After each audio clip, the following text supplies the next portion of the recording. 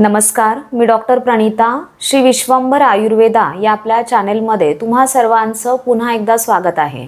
ज्यांच्या पायांची खूप जास्त आग होते, स्पेशली तळपायांची आग होते, ज्याला आयुर्वेदामध्ये पाददाह असं म्हटलं जातं, मॉडर्न सायन्समध्ये याला बर्निंग फीट सिंड्रोम असं म्हटलं जातं, त्यांच्यासाठी आजचा हा व्हिडिओ अतिशय महत्त्वाचा आहे.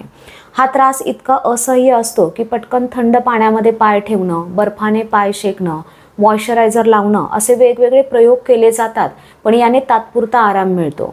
हा त्रास मुळापासून घालवण्यासाठी तळपायाची आग होण्याची 8 महत्त्वाची कारणं आपण बघणार आहोत. त्याचबरोबर ह्या त्रासामध्ये कोणती पथ्य पाळणं गरजेचं आहे, काय खाल्लं पाहिजे, काय नाही खाल्लं पाहिजे तेही आपण बघणार आहोत.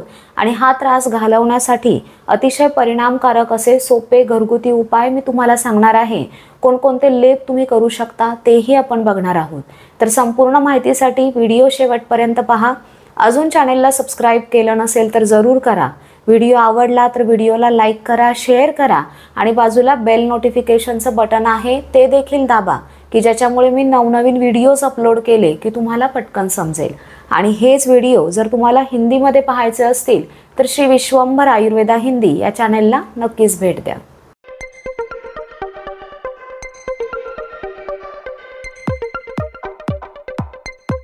आयुर्वेदानुसार जर पाददाह आपण बघायला गेलो तर पादयोः कुरुते दाहम पित्तासृक् सहितो अनिलः विशेष चंक्रमतः पाददाहम तमादिशेत. म्हणजेच खरं बघायला गेलं तर दाह म्हणजेच आग होणं हे पित्तवृद्धीचे लक्षण आहे. आणि पित्त बिघडलं की रक्तही खराब होतं, कारण पित्त आणि रक्त यांचा आश्रयी संबंध आहे. आणि वात हा आपल्या संपूर्ण शरीराचा कर्ता धर्ता आहे. त्याच्यामुळे वाताची ही दृष्टी बऱ्यापैकी आजारांमध्ये झालेली असते.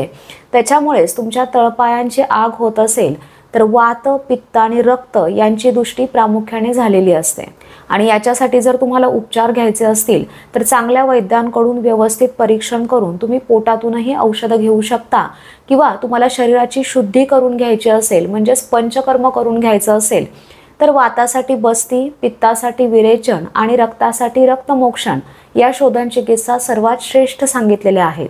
म्हणजेच हे केल्यानंतर तुम्हाला इतर काही करण्याची गरज पडत नाही. त्यानंतर ज्यांचं खूप जास्त फिरणं असतं, जसं सेल्समन आहेत, साईटवरती काम करणारे वर्कर्स आहेत, इंजिनियर आहेत, किंवा ज्यांचं खूप जास्त उभारून काम असतं, म्हणजेच किचनमध्ये काम करणाऱ्या महिला, शेफ, सर्जरी करणारे डॉक्टर्स, कंपनीमध्ये दिवस उभारून काम करणारे कामगार, तर यांच्यामध्येही पायांची आग होण्याचं प्रमाण खूप जास्त असतं. तर यांनी पायांना आराम देणं गरजेचं आहे. तिसरं कारण आहे, जर तुमचं खाणं पिणं वागणं व्यवस्थित नसेल तरी शरीरातील दोष बिघडून तळपायांची आगाग होते. तुमच्या खाण्यामध्ये जर वारंवार अतिशय तिखट, तेलकट, खारट, मसालेदार, आंबट, आंबवलेलं, शिळे पदार्थ, बेकरीचे पदार्थ, junk food, fast food, preserve food, pack food, विरुद्ध आहार हे जर अधिक प्रमाणात असेल, त्यानंतर नॉनव्हेज, चहा, कॉफी, कोल्ड्रिंक्स, मद्यपान, इतर व्यसनं तुम्ही अधिक प्रमाणात करत असाल तरी शरीरातील पित्तदोष बिघडतो आणि पचन बिघडल्यामुळे इतरही दोष बिघडतात. तुमचं रात्रीचं खूप जास्त जागरण होत असेल, सकाळी उशिरा उठणं होत असेल, दुपारी झोपणं होत असेल, खूप जास्त फिरणं होत असेल, शारीरिक कष्टाची कामे भरपूर असतील तरी शरीरातील दोष बिघडून वेगवेगळे आजार तुमच्या मागे लागतात. त्याच्यामुळेच तुमच्या खाण्यापिण्या वागण्यामध्ये चांगले बदल करणं गरजेचं आहे. चौथं कारण आहे, उन्हाळ्याच्या दिवसातही बऱ्याच लोकांच्या तळपायांची आगाग होते, कारण वातावरणामधली उष्णता वाढलेली असते. त्याच्यामुळे शरीरातली उष्णता वाढून हा त्रास होतो. त्यात पाण्याचं योग्य प्रमाण तुमच्या शरीरामध्ये नसेल तरी शरीरातला कोरडेपणा वाढतो, उष्णता वाढते आणि पायांची आगाग होते. त्याच्यामुळे तहानेनुसार योग्य प्रमाणात पाणी पिणं गरजेचं आहे. त्यानंतर शरीराला आतून थंड ठेवण्यासाठी, शरीरातली उष्णता आतून कमी करण्यासाठी धण्याचं पाणी, सब्जा भिजवलेलं पाणी, कोकम सरबत, आवळ्याचं सरबत, वाळ्याचं सरबत अशी वेगवेगळी सरबतं तुमच्या पिण्यामध्ये ठेवा. याने लिक्विड इंटेक वाढेल, उष्णताही कमी होईल. त्याचबरोबर खजूर, अंजीर, काळ्या मनुका असे उष्णता कमी करणारे पदार्थ तुमच्या खाण्यामध्ये ठेवा. याने पायांची आगाग होण्याचं प्रमाण कमी होतं. पुढचं कारण आहे, जर डायबिटीस सारखा आजार तुम्हाला बऱ्याच वर्षापासून असेल तरी त्याचा नसांवरती परिणाम होऊन डायबिटिक न्यूरोपॅथी हे कॉम्प्लिकेशन होतं आणि याच्यामध्ये तळपायांची आग होणं हे लक्षण आपल्याला प्रामुख्याने दिसतं। त्याच्यामुळे जर हा आजार वेळीच कंट्रोलमध्ये ठेवला तर पुढे हे कॉम्प्लिकेशन्स आपल्याला टाळता येतात। जर याच्याकडे तुम्ही लक्ष दिलं नाही तर भविष्यात डायबिटीस एक ऑर्गनला डॅमेज करायला सुरुवात करतो। त्यानंतर हायपोथायरॉइडिझममध्येही तळपायांची आगाग होते।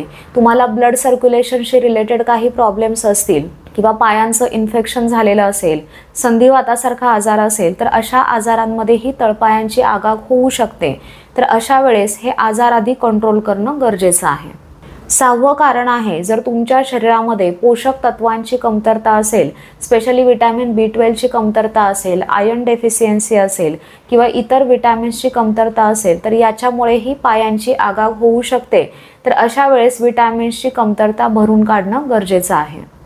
पुढचं कारण आहे हार्मोनल चेंजेस, स्पेशली मेनोपॉजकडे चाललेल्या महिला किंवा मेनोपॉज झालेल्या महिला यांना हॉट फ्लॅशेसचा भरपूर त्रास होतो। शरीरातली उष्णता भरपूर वाढलेली असते, त्याच्यामुळे त्यांच्याही पायांची आगाग होते। म्हणून या काळात महिलांनी विशेष काळजी घ्यायला पाहिजे। 8वं कारण आहे, जर काही औषधांचे साईड इफेक्ट्स तुम्हाला झालेले असतील तरी पायांची आगाग होऊ शकते। त्याच्यामुळे कोणती औषधं घेतल्यानंतर आपल्याला त्रास होतोय हे बघणं गरजेचं आहे। तर ही तळपायांची आग होण्याची 8 महत्त्वाची कारणं मी तुम्हाला सांगितली। तर या कारणांकडे तुम्ही आधी लक्ष द्या।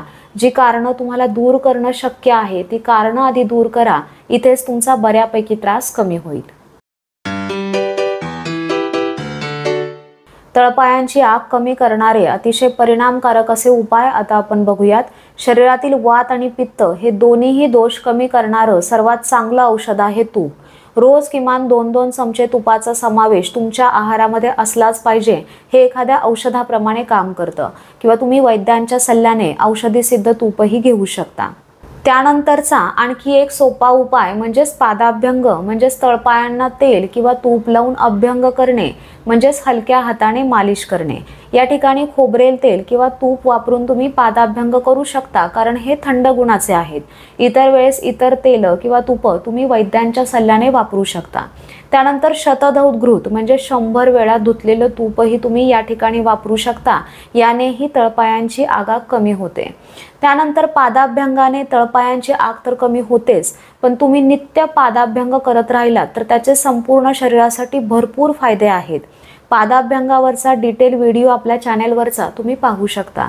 तुम्हाला काशाची वाटी जर या ठिकाणी पादाभ्यंगासाठी मिळाली तर आणखी चांगलं, किंवा आजकाल कास्य थाळी यंत्र मिळतात त्याच्यावरही तुम्ही पायांची मसाज करून घेऊ शकता। याने शरीरातली उष्णता कमी होते आणि पायांची आगागही कमी होते। 3ऱ्या उपायामध्ये पायाला थंडावा देणारे वेगवेगळे लेप मी तुम्हाला सांगणार आहे। पहिला लेप आहे, मेहंदीची पानं व्यवस्थित वाळवून त्याची पावडर बनवून घ्यायची आहे। जी ओरिजिनल मेहंदी असते ती घ्यायची आहे, ज्याच्यामध्ये अजिबात केमिकल्स नसतात। तर ती मेहंदी व्यवस्थित भिजवून त्याचा लेप तुम्ही तळपायांना करू शकता। मेहंदी अतिशय थंड गुणाची असते, त्याच्यामुळे तळपायांची आगाग लगेच कमी होते। दुसरा लेप आहे, कडुनिंबाची पानं स्वच्छ धुवून त्याची पेस्ट बनवून त्याचा लेप तुम्ही तळपायांना करा। तिसरा लेप आहे, चंदनाचं खोड जर तुम्हाला मिळालं तर ते थोडं थोडं पाणी घालून सहाणेवरती उगाळून त्याचा गंध काढा आणि त्याचा लेप तुम्ही तळपायांना करा। तुम्हाला चंदनाचं खोड नाही मिळालं तर चंदन पावडर मिळते, तर ती पाण्यामध्ये कालवून त्याचा लेप तुम्ही तळपायांना करू शकता। चंदनही अतिशय थंड गुणाचं असतं, त्याच्यामुळे पायांची आगाग लगेच कमी होते। चौथा अतिशय सोपा असा लेप आहे, काळी माती। अगदी सहज कुठेही आपल्याला मिळू शकते। तर ती माती स्वच्छ निवडून पाण्यामध्ये कालवून त्याचा लेप तुम्ही तळपायांना करा। ही अतिशय थंड गुणाची असते, यानेही पायांची आगाग कमी होते। त्यानंतर मुलतानी माती आहे, तर त्याचाही लेप तुम्ही तळपायांना करू शकता। तर असे पायाला थंडावा देणारे वेगवेगळे लेप मी तुम्हाला सांगितले। या लेपांपैकी कोणताही एक लेप करा। दररोज पादाभ्यंग करा। आहारामध्ये तुपाचा समावेश ठेवा। दररोज पोट व्यवस्थित साफ राहील याच्याकडे लक्ष द्या। आणि आता तळपायांची आग होण्याची जी कारणं मी तुम्हाला सांगितली, तर त्या कारणांकडे व्यवस्थित लक्ष द्या। खाण्यापिण्या वागण्यामधले पथ्य व्यवस्थित पाळा। हे जर सर्व तुम्ही व्यवस्थित केलं तर तुमचा त्रास मुळापासून नक्कीच बरा होईल। तर हा व्हिडिओ तुम्हाला कसा वाटला ते कमेंट करून सांगा। या व्हिडिओविषयी काही शंका तुमच्या मनामध्ये असतील तर त्या देखील कमेंट करून नक्की विचारा. पुन्हा भेटूयात नवीन टॉपिक सोबत नवीन व्हिडिओमध्ये. तोपर्यंत धन्यवाद.